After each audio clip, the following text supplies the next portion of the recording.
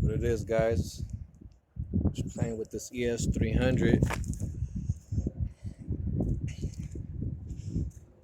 the OG Shaker Garage here. Like playing with everything, anything. If you follow my channel, you know I got a 2020 Hellraising Scat Pack wide body 50th anniversary.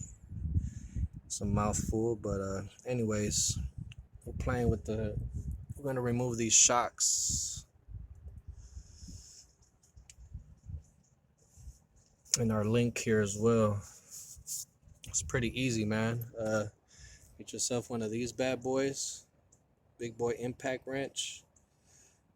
So to take off these bolts right here, it's a 22 millimeter socket. To take off this brake line, it's a 12 millimeter right there. And actually, these are 14s. If this is stuck, you stick an Allen wrench in there. As you can see, it's an Allen wrench in the center. Hold it and then get yourself an open end and bust this free. But I was able to just take it off with my impact, with my smaller impact. And if you can, just use your 3/8 ratchet here with the 14 on the end of it and bust her free. This one, that one down below. One thing, when you buy your parts, make sure you know which is the front right, front left. And it's always when they tell you what side it goes on, it's like if you're sitting in a vehicle. So driver, like you're the driver in a vehicle, so this is the front left, and we got the front right on the other side. All right, so those, gotta pay attention to your parts. And same with these. Playing with the FPS brand here, they seem to be pretty reasonable. I got a kit off of Auto Buffy. It's a nice complete kit, front and rear. So we're gonna be doing those as well. This is the left front, that's the right front over there, and we're gonna get these installed. It's pretty easy, man. You can knock this out like in 30 minutes, no joke. You got all the tools you need. You just pretty much knock her out. You release these top three.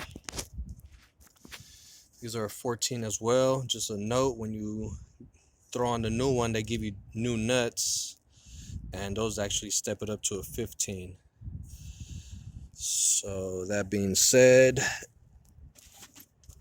same as these, they give you new nuts, it steps it up to a 15. I kind of kept these with my stock original bolts, so I just left those as 14s. Yeah, so let's get it. All we got to do is remove 1, 2, pull this little clip off of here, bam, undo this brake line, bam, drop the top 3 nuts, bam. Make sure you're holding it as you release the last top nut, because it's gonna drop on you. And it's a fairly easy job, man. Anybody can do it. You don't have to hold on to the bottom at all. You just wiggle it. You're gonna be wiggling this at the bottom if you want to get a rag to kind of grab it to get these bolts out. But get yourself as well a mallet right here. Pretty easy. And then just something, you could get a screwdriver. I just got a nut driver. I'm gonna stick this in here to finish tapping those out. When you get it back in, I just started with the top bolt. Getting it back in is pretty easy, man. Hang tight. As I said, I got that bottom bolt out. And just pretty much stick this bad boy in there. Just tap her home. You could even wiggle it out, but it's kind of hard with one-man gang here. Let's see if I can get it. You guys ain't gonna be able to see much, but you get the gist. Just take your mallet, bam, tap that out, hang tight. Just so you remember, when you release this 12 millimeter, this line has a little bracket right here. It's your ABS sensor line. So just snap that one on that little bottom edge right there, if you can see it right there, bam. Just make sure she got a little clip, sits right there, and then the brake line just goes over it. All right, pretty simple. All right. So like I said, I did have to get an open end 14 millimeter. With, if you get one of these, I don't know what exact size this Allen is, but you stick her in there and just it holds it for you and just break it free. All right. The same thing on the bottom. You can't really see that side. It'll be a little bit harder, but you just, you know, same process. Hang tight. Now list all the tools in the description, man. So I mean, I'm telling you, this is an easy job. You could do this like in 20 minutes or less. Hang tight. Once you got all the tools out, you got what you need, your jack. After all that set up, you know, once you jack it up, get it jacked up, get it nice and supported, right? You gotta be safe, both sides. I got a jack stand, got my jack still under there supporting the weight. You get set up. Once you actually do this portion of the job, you can knock this thing out like 15-20 minutes. No joke, guys. It's simple. A very easy job. You can save yourself tons right here. But anyways, like what you see, comment, like, and subscribe. You got any questions, drop them down. You already know. And I'm gonna list the tools in the description of what you need. Right on, guys. Hang tight. We got this stabilizer links out. Here's the old, here's the new. One attaches here, that's the bottom. The other one goes to the top portion of your new McPherson strut. If you want to be politically correct. These, as long as you got the right side, like I said, you know, this is the front left.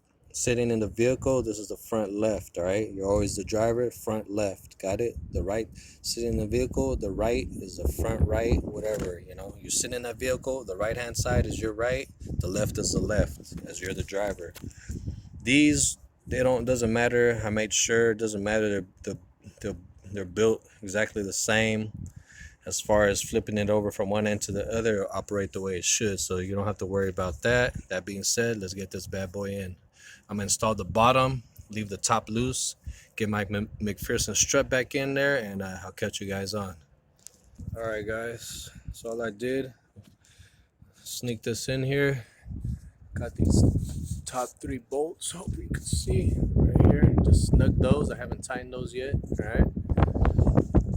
And then, like I said, you have to lift this bottom up.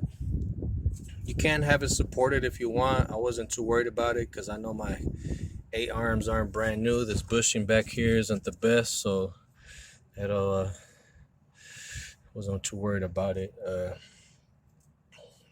But if you would like to support it, you got nice new suspension, go ahead and do that.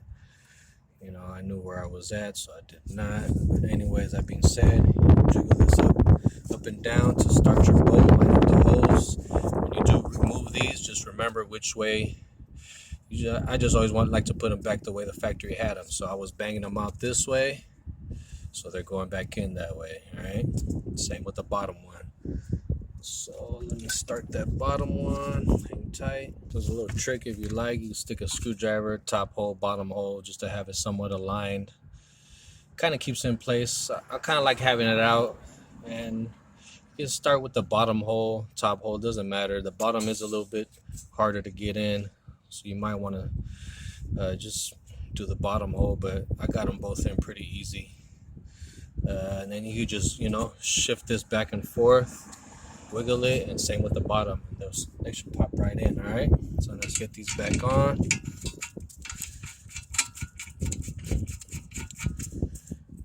Bam. Just a lot easier to have that big impact wrench to bust these free. You can do it by hand, no problem. It's just a lot easier, and to tighten them back up. And I still check them with a socket. There is torque values, but I'm not too worried about. I know I'm, doing everything nice and tight. You can look up the torque values if you like, but this is not a. This was like my super baby car that it's my daily driver. I'm not too worried about it. Everything's gonna be nice and tight, and I know I'm gonna be good to go. If you want to look up the torque values, you can, but believe me, your neighborhood mechanic doesn't even do that. But I do like working on cars, so let's get it. You see, like right now, this doesn't fit right here, right? These twists, all right? It's part of the suspension. You could twist it, get it in there, untwist it back, and just slop it in that hole. Drop it in that hole. Hang tight. I told you guys before, make sure this little clip goes first. All right, that one, bam. That one first, and then the other one just sits on top. With your 12mm tighten up. All right, guys. So after we got this all buttoned up, right? I'm gonna tighten these bad boys.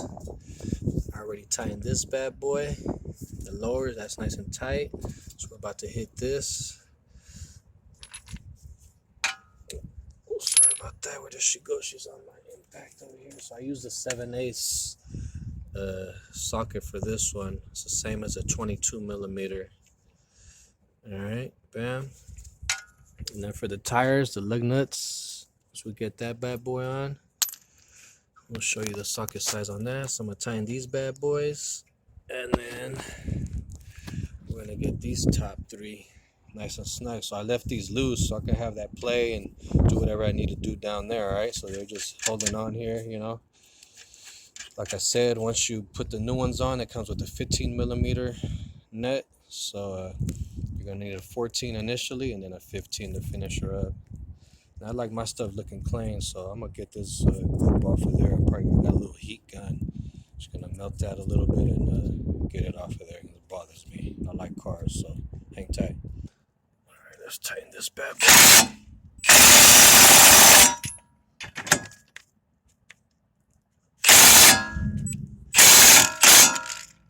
All right. Try to use a 6-point socket. All right. I don't like the 12 points. So when I say 12 point, you didn't know the difference. It's a 12 point. This is for like lighter jobs. And it works when you're in tight areas. You can't see the bolt. You know, you're just going to land one of these on there. But I like the 6-point sockets better because it doesn't round your bolts. So like I said, I'm a car guy. I don't like these bolts getting rounded at all. So when I hit the junkyard, I'm going to find me a fresh set of these and then use my 6-point socket. Then I want to head back into the garage and get one out here, so I gotta live with it for now. But just had to get this bad boy up and rolling, so I'm not too worried about it. And nobody else knows but you and me, right? I'm just into cars, and I know this bothers me, so just trying to give you guys a heads up. Use a 6-point, not a 12-point. If they have 12 points on the net, then go ahead and do that. But if it's a 6-point, and when I say 6 points, 1, 2, 3, it's got 6 sides. All right, so use your 6-point socket. Learn a little extra. Hang tight. Even after I hit it with my beast impact, I still checked it by hand. All right, and it's nice and snug. Like it ain't going nowhere. You know, it's on there. Like so.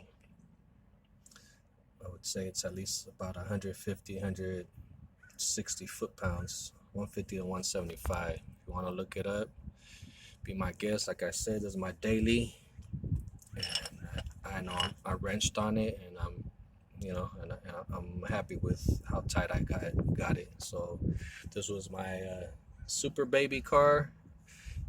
I be getting it down to the T with all the torque values, but let's get it, baby. We're gonna hit this top. Like I said, I left it snug. That's it, guys. Already did the other side. Just wanted to show you guys how simple a job this can be. Got the right tools. I'm gonna list them in the description. So pretty much, this went from a 14mm socket initially to a 15, like I said, with your new bad boys. being installed, your new McPherson strut.